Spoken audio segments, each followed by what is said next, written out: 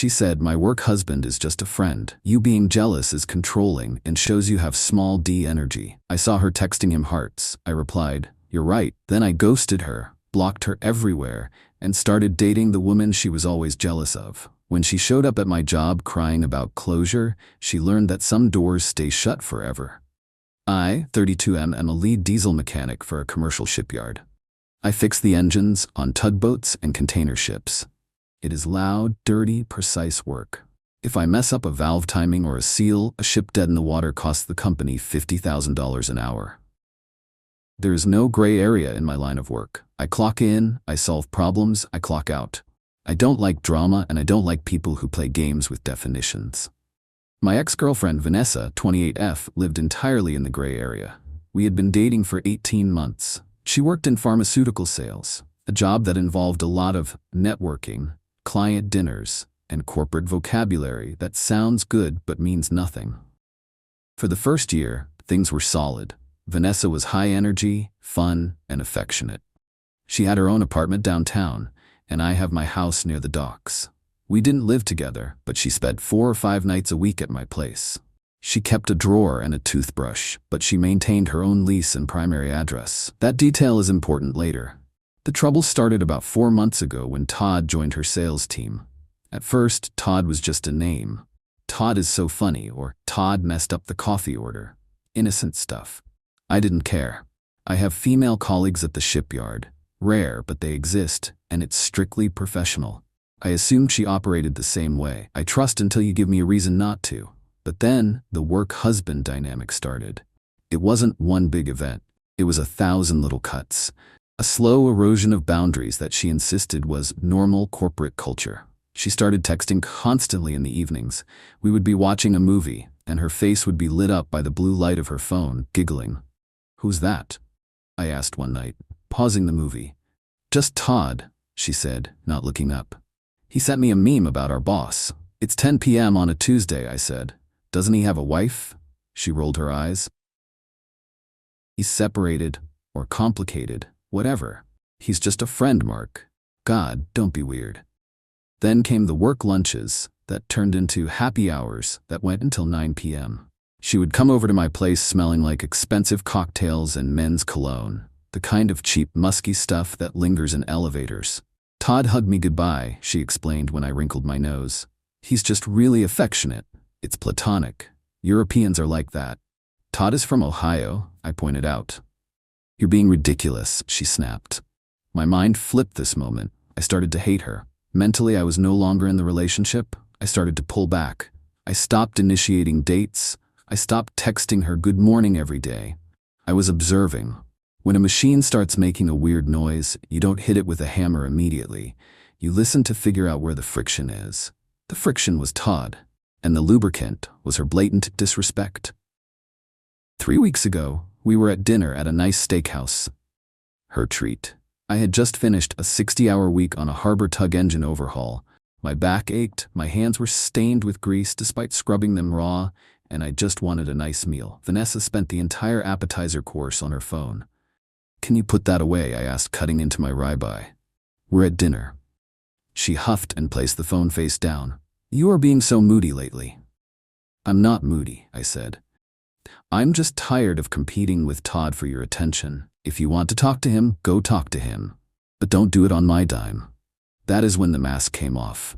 She looked at me with this mix of pity and disgust that makes my blood boil just thinking about it. "Mark, you are being so insecure. Todd is my work husband. It is a totally normal corporate dynamic. He understands the pressure I am under. You work with wrenches and grease. You don't get the corporate world. You don't understand networking." "I get respect," I said calmly, "and texting another man while you're on a date with me isn't respectful. Call it whatever corporate buzzword you want. It's emotional cheating." "Oh my God," she laughed, loud enough for the table next to us to turn their heads. "This is so controlling. You know what this is? This is small d energy. You are threatened by him because he's successful and funny, and you're just jealous. It's internalized toxic masculinity. You can't handle a woman having a male friend because you're insecure about your own manhood." I stopped chewing. Small d energy. I looked at her. I looked at the woman I had spent a year and a half with. The woman I had introduced to my parents. She wasn't looking at me. Her phone had buzzed on the table. She flipped it over. The screen lit up. A text from Todd. It read, "Miss you already. Save a seat next to me tomorrow." With a heart emoji. She saw me read it. She didn't even look guilty. She looked defiant. "See," she said, "he's just being friendly. The heart is ironic. You wouldn't get it."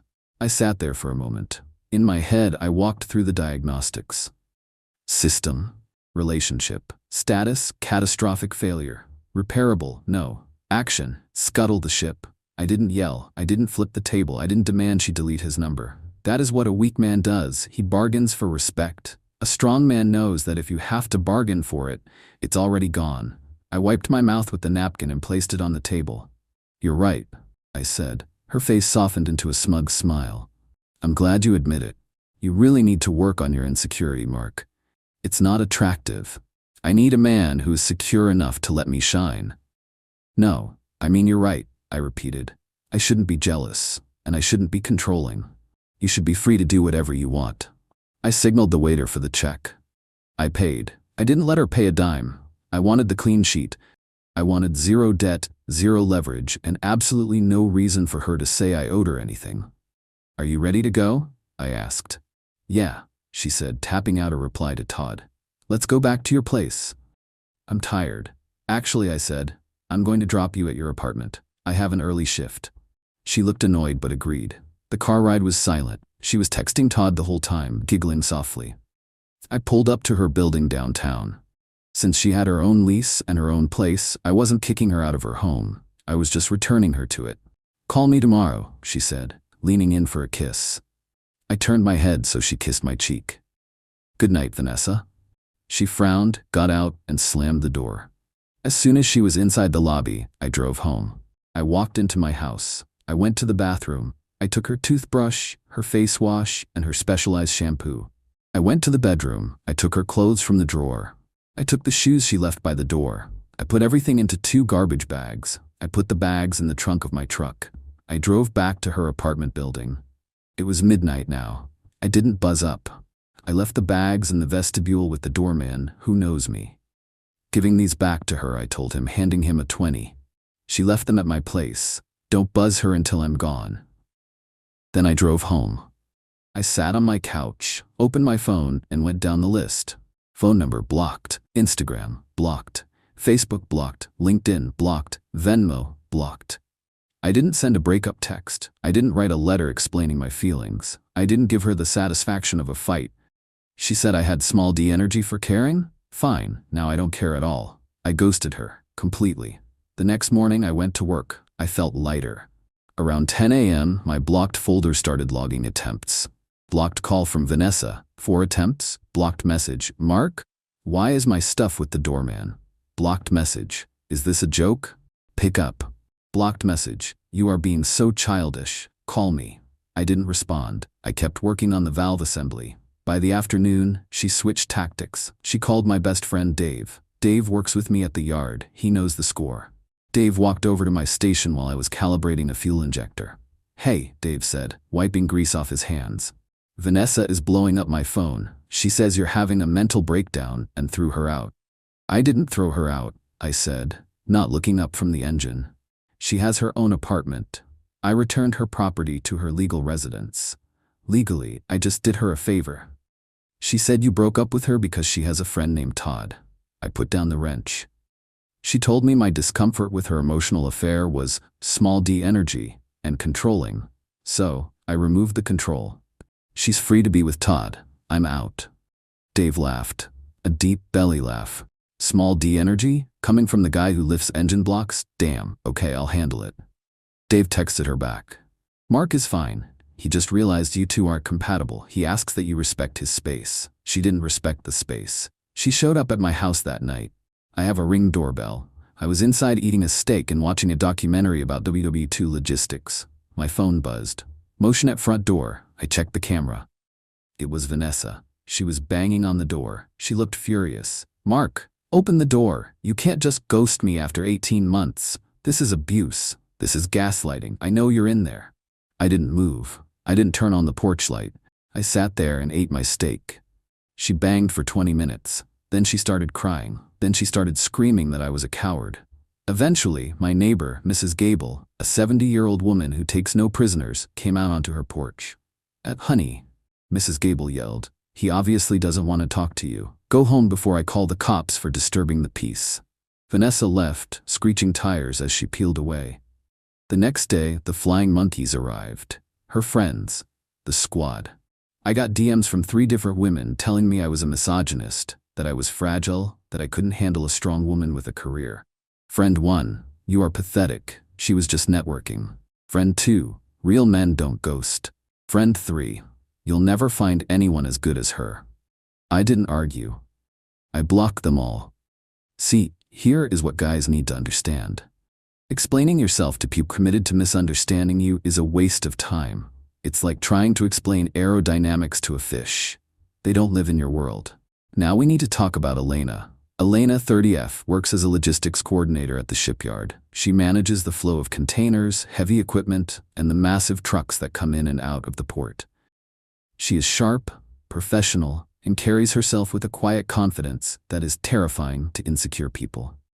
Vanessa hated Elena. I had introduced them once, about a year ago, at a company barbecue. Elena had been polite, shaken Vanessa's hand, asked her about her job, and then spent the rest of the time talking to me and Dave about supply chain issues. On the car ride home that day, Vanessa had gone off. That Elena girl wants you, Vanessa had seethed. What? No, she doesn't. We talk about shipping manifests, I said. She's a pick-me girl, Vanessa argued. She acts like one of the guys to get attention. She was looking at you with hungry eyes. You need to stay away from her. I don't want you talking to her unless it's strictly work. I had laughed it off, but to keep the peace, I had distanced myself from Elena. I kept our interactions strictly professional for a year. I respected the boundary Vanessa set, even though she refused to respect mine with Todd. But now, I was a free man. 2 weeks after the ghosting, I ran into Elena in the break room. She was reviewing a manifest. She looked tired but good. Hey Mark, she said. I heard through the grapevine you're single. Dave has a big mouth. Dave is a town crier, I smiled. Yeah, I'm single. Sorry to hear that, she said, taking a sip of coffee. Don't be, I said. It was overdue. Turns out I had small d energy because I didn't like her texting another guy hearts. Elena choked on her coffee. She actually laughed so hard she snorted. No way, she gasped. She said that? To my face. Elena shook her head. Wow. Well, for the record, standing up for your boundaries is pretty big energy in my book. Most guys just roll over. We looked at each other. There was no drama, no games, just 2 adults who respected each other. I'm gonna grab a beer at the Rusty Anchor after shift, I said. You wanna join?